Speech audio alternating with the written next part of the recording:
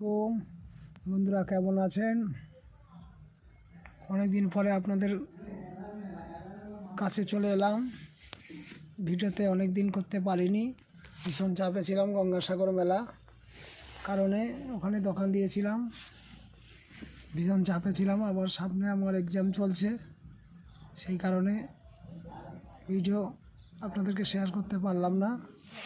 এই পুষি আমার কাছে ঘুমিয়ে আছে, দেখতে পাচ্ছেন। ও সারাক্ষণ কয়েকদিন আমি মেলাতে ছিলাম, তার জন্য ও ঘুমাতে পারেনি। আর এখন আমার কাছে চলে এসেছে, যে অনেক দিন পর আমাকে দেখতে পাইনি। কালকে থেকে বাড়িতে এসেছি আমি। আমার একটা প্রচুর চাপে কালকে দোকান ভাঙা হয়েছে, কারণ এসআর নিয়ে প্রচুর মাথামাতি চলছে। সেই বিষয়ে জন্য আপনাদের একটা গজল বা গান শোনাবো। মার্বেল পাথরের উল্লসে যে মসজিদের গড়ন, আজও বাড়েনি, বাড়বে কবে ইমামদের বেতন। আজও বাড়েনি, বাড়বে কবে মৌলবীদের বেতন। মার্বেল পাথরের উল্লসে যে ইমামদের বেতন, আজও বাড়েনি, বাড়বে কবে ইমামদের বেতন।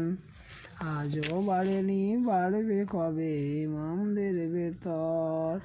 মসজিদের পাশে জলসা করি বক্তা নিয়া, ইমাম রাখিয়া মঞ্চে সভা পতি বানাইয়া।